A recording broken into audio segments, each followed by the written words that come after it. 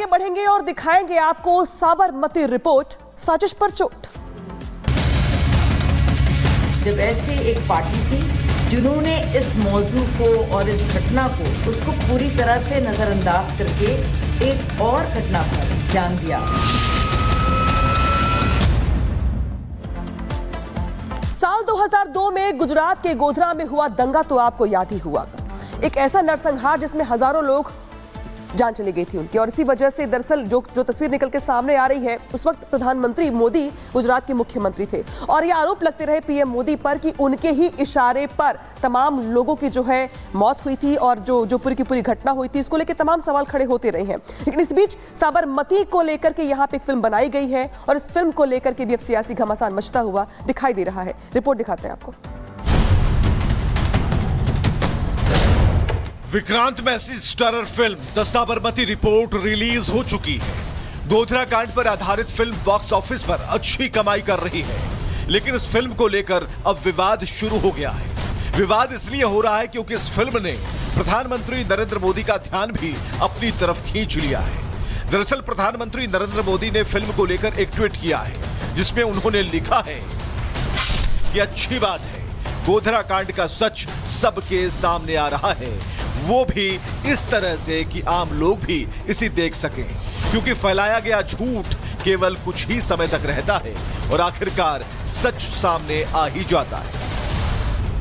प्रधानमंत्री नरेंद्र मोदी ने जिस सच की बात की है, बीजेपी आरोप लगाती रही है कि ये सच कांग्रेस और पूर्व की सरकारों ने अपनी सरकार के समय हमेशा छिपाया।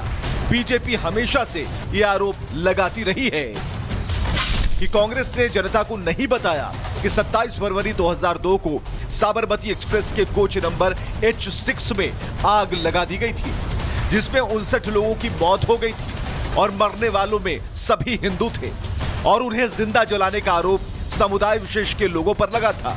बीजेपी आरोप लगा रही है कि पूर्व सरकारों ने केवल इतना ही लोगों को बताया कि मोदी जब गुजरात के मुख्यमंत्री थे तब गुजरात में साल 2002 में दंगे हुए थे, जिसमें समुदाय विशेष के कई लोग मारे गए थे। कांग्रेस और विपक्ष की तरफ से प्रधानमंत्री नरेंद्र मोदी पर यह आरोप तभी से लगाए जाते रहे हैं कि वो समुदाय विशेष के विरोधी हैं, लेकिन अब फिल्म के जरिए असली माजरा सामने आ गया। लोगों को बताया जा रहा है कि दंगा ऐसे नहीं भड़का था, 59 हिंदुओं की जान ली गई थी, जिसके बाद बवाल हुआ था। तो अब जब सच्चाई सामने आ रही है तो ये भी कांग्रेस को रास नहीं आ रहा। कांग्रेस अब ये कहकर आरोप लगा रही है कि मोदी जी प्रोपेगेंडा कर रहे हैं। मुझे अफसोस भी होता है और ताज्जुब भी होता है, क्या देश के प्रधानमंत्री का ये स्तर है कि किसी मूवी का प्रोपेगेंडा करेंगे कि इस मूवी को देखना चाहिए? क्या वो मूवी प्रधानमंत्री ने ही बनवाई है?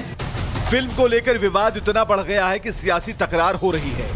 देखिए, सच कितना भी कर ले छुपता तो नहीं है। उस वक्त भी जिस तरीके से दंगों को लेकर या उसके बाद लगातार प्रधानमंत्री जी के ऊपर जिस तरीके से निजी हमले किए गए, शब्दों की मर्यादा को खोते हुए क्या क्या शब्दों का इस्तेमाल नहीं किया। विपक्ष का काम ही यही है कि फॉल्स नैरेटिव सेट करें।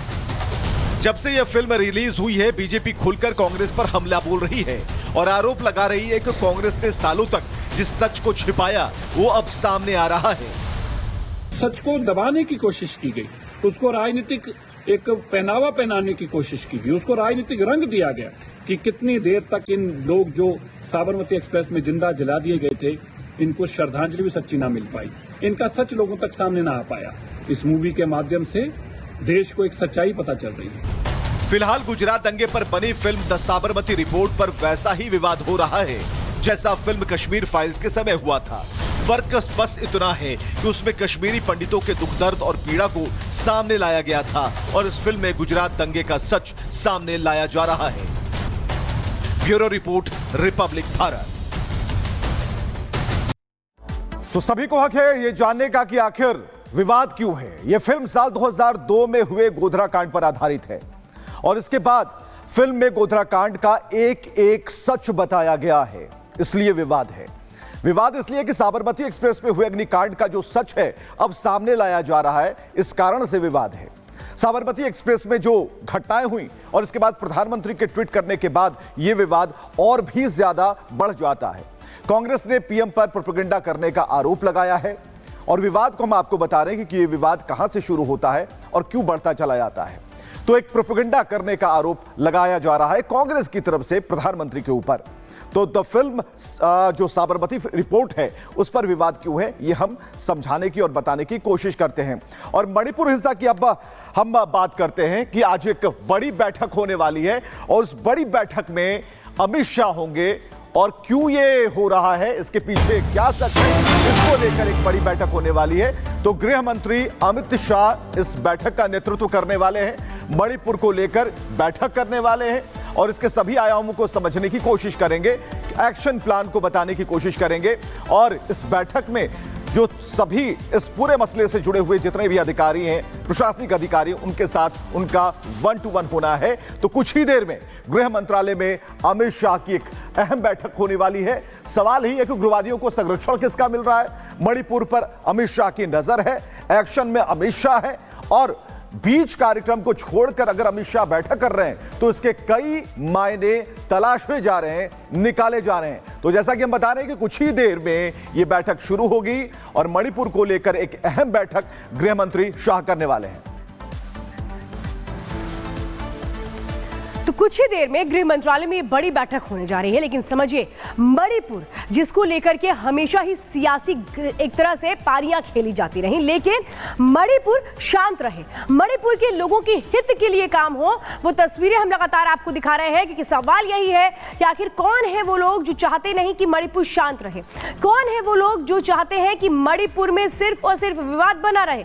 ये आप देख रहे हैं, जिसमें वहां जो लोग हैं उन्होंने अब प्रदर्शन करना शुरू कर दिया है। कुकू की टेररिस्ट डाउन डाउन इस तरीके की जो वहां पर लोग अपने बैनर लेकर के पहुंचे हुए हैं, क्योंकि हर किसी को सिर्फ इंतजार है इंसाफ का। और जो गृह मंत्री अमित शाह हैं वो खुद पैनी नजर बनाए हुए हैं। गृह मंत्रालय की लगातार इस पर नजर बनी हुई है कि वो कौन लोग हैं जो हिंसा की आग में झोंकना चाहते हैं मणिपुर को। लेकिन इसके पहले एक तरह से कहे सख्त एक्शन लेने की भी तैयारी हो रही है। कोई बख्शा नहीं जाएगा क्योंकि हाई लेवल मीटिंग भी शुरू होने वाली है। तो मणिपुर हिंसा की जांच एनआईए करेगी, ये बड़ी खबर इस वक्त आपको बता दें, क्योंकि मांग भी यही की जा रही थी कि एनआईए से जांच की जाए ताकि जो सच है वो सामने आ पाए। और इस वक्त आपको बता दें, एनआईए जांच करेगी, यानी एनआईए अब हर एक पहलू को समझेगी कि कौन वो लोग थे जिन्होंने इस तरह से हिंसा मचाई, कौन वो लोग थे जिन्होंने हिंसा के जरिए आग में झोंकने की कोशिश मणिपुर को की। आखिर मणिपुर को क्यों अशांत रखने की कोशिशें हो रही हैं, वो तस्वीरें भी हम आपको दिखा रहे हैं, जिसने कई सवाल खड़े कर दिए थे कि आखिर मणिपुर में हिंसा के पीछे कौन और किसको और कब कहां सजा मिलेगी। सवाल ये